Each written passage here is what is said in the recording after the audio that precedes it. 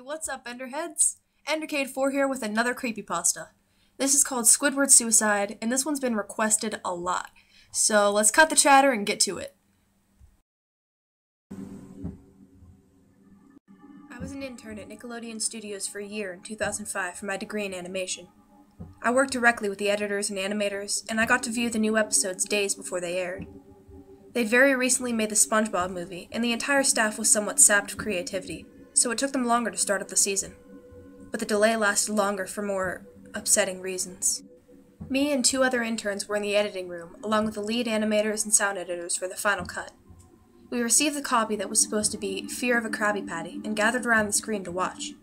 When we saw the title card, Squidward Suicide, we didn't think of it more than a morbid joke by the editors, as they pulled such pranks a lot. So we let it play. The happy-go-lucky music plays as usual. The story began with Squidward practicing his clarinet, hitting a few sour notes like normal. Squidward yells for SpongeBob outside to be quiet, and then continues. The bubble splash screen comes up, and we see the ending of Squidward's concert. This is when things began to seem off. There's a slight murmuring in the crowd before they begin to boo him. Not normal cartoon booing that's common in the show. You could very hear the malice in it. Squidward's in full frame and looks visibly afraid. The shot goes to the crowd, with SpongeBob in center frame, and he too is booing, very much unlike him. That isn't the oddest thing, though. What's oddest is that everybody had hyper-realistic eyes, very detailed, and the pupils were red. The shot goes to Squidward, sitting on the edge of his bed, looking very forlorn. There's an unsettling silence, literally no sound, not even any from the feedback and the speakers in the room. Squidward just sat there, blinking in the silence for about 30 seconds, and then he started to sob softly. He put his hands over his eyes and cried quietly for a full minute more, all the while a sound in the background, very slowly growing from nothing to barely audible. The screen slowly begins to zoom in on his face. His sobbing gets louder, full of more hurt and anger. Below the sound of the sobbing was something very faint, sounding like laughing. After 30 seconds of this, the screen blurred and twitched violently, and something flashed over the screen as if a single frame was replaced. The lead animation editor paused and rewound frame by frame. What we saw was horrible. It was a still photo of a dead child. He couldn't have been more than 6. The face was mangled and bloodied. One eye dangling over his upturned face popped out.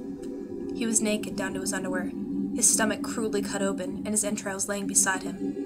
He was laying on pavement, which was probably a road. The screen flipped back to Squidward, still sobbing, louder than before, and half body in frame. There was now what appeared to be blood running down his face from his eyes, also hyper-realistic. The laughing, a deep baritone, was lasting at longer intervals and coming more frequently. After about 20 seconds, the screen again twisted and showed a single frame, another dead child. About 5 seconds after this photo played, Squidward went silent, as did all sound, like it was when the scene started. He put his tentacles down, and his eyes were now done in hyper-realism, like the others at the beginning of the episode. They were bleeding, bloodshot, and pulsating. He stared at the screen, as if watching the viewer. After about 10 seconds, he started sobbing, this time not covering his eyes. The sound was piercing and loud, and most fear-inducing of all, his sobbing was mixed with screams. We tried to get to the bottom of where this came from. The only theory we could think of was that the file was edited by someone from the drawing studio. Even after investigating, we didn't know what happened to this day, and nobody does.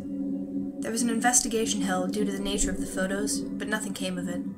No child was identified, and no clues were gathered from the data involved, nor the physical clues in the photos. I never believed in unexplainable phenomenon, but I do now.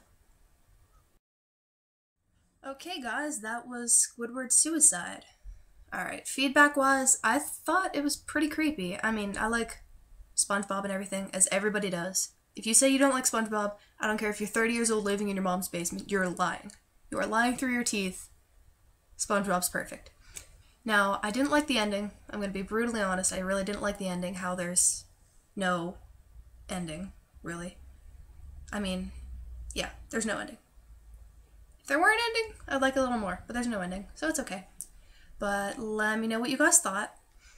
Leave comments for more creepypastas below in the description. Not in the description. I put things in the description, you don't. Silly me. So, like, comment, favorite, subscribe, tell your friends. And that's about it, so I'll see you all next time. Love you, Enderheads. Keep creeping.